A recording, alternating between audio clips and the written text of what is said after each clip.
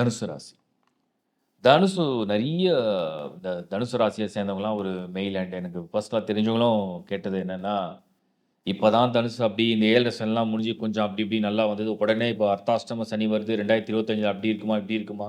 அப்புறம் ராகு 3 ஹவுஸ்ல வராரு. குரு வந்து ஆல்ரெடி வந்து 6த் ஹவுஸ்ல பொசிஷன் எடுத்திருக்கு. இதெல்லாம் எப்படி இப்படின்லாம் சொல்றதெல்லாம் கேட்டேன். ஒண்ணே ஒண்ணு தெரிஞ்சுக்கங்க. உங்க ராசிநாதன் யாரு? குரு. எல்லாரையும் அதாவது இப்ப நீங்க வந்து இப்ப செவ்வாய் ஒரு ஸ்கோர் இருக்கு. செவ்வாய்க்கு நம்ம வந்து சப்போஸ் அவுட் ஆஃப் 10ல 8 தர்றோம். குரு 9ல வந்துரும். சுக்கிரனுக்கு நம்ம வந்து சப்போஸ் 9 குடுக்குறோம். குரு அப்போ 10ல வந்துரும். குரு எப்பவுமே ஒரு தனித்தன்மையான ஒரு கிரகம்.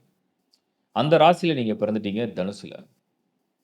ஸோ உங்களுக்கு எந்த பிளானட்டோட டிரான்சிட்ட பத்தியும் பெருசா கவலைப்பட வேண்டிய அவசியம் இல்ல. ஏன்னா எல்லாத்தையும் சமாளிக்கிற ஆற்றல்லாம் டிஃபால்ட்டா பை பர்த்ல உங்களுக்கு கடவுள் குடுத்திருக்காரு. அதுதான் ஜூபிட்டருடைய இன்ஃப்ளூயன்ஸ்.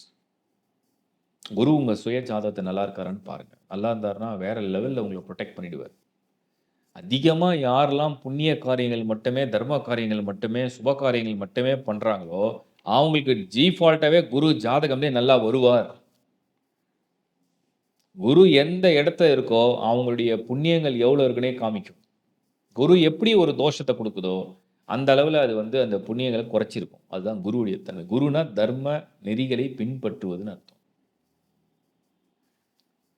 அப்போ ஹாரோஸ்கோப்ல வந்து நம்ம வந்து பார்க்கும்பொழுது, தனுசு ராசிய பொறுத்தவரைக்கும் டிசம்பர் 2024ல சூரியன் எப்ப வந்து தனுசு உள்ள வராரோ, அப்ப அது மார்கழி மாதம். இப்போ மார்கழி மாதம் ஸ்டார்ட் ஆயிடுச்சுன்னா, அதுலேருந்து உங்களுக்கு இப்போ பலன் எடுத்தாலும் சரி, இல்ல ஓவரால் பார்த்தாலும் சரி 8ல கரெக்ட்டா செவ்வாய், 6ல குரு, 2ல சுக்கிரன், 3ல சனி, 4ல ராகு, 12ல புதன். ஏதாவது ஒரு கிரகம் நல்லா இருக்கா? எல்லாம் 12, 8, 6, 4ல ராகு, 3ல சனி. அப்ப எதையுமே வந்து பொசிஷன் எடுக்கல. 10ல கேது, 10ல கேது. அப்போ இது மாரியான ஒரு ஒரு பொசிஷன் எடுக்கும்போது, இது வந்து ரிசல்ட் எப்படி இருக்கும் அப்படின்றத நம்ம பார்க்கணும். ஒரு ஃபேவரபிளான ரிசல்ட் நடக்குமா? ஒரு பாசிட்டிவான விஷயமா நடக்குமா? ரொம்ப அது வந்து நல்லபடியா நடக்குமா? அப்படின்னு கேட்டா டிசம்பர் இது எப்படின்னா, உங்களுக்கு ஏதோ ஒரு நல்ல டைம் வருதுன்னே வச்சுப்போம்.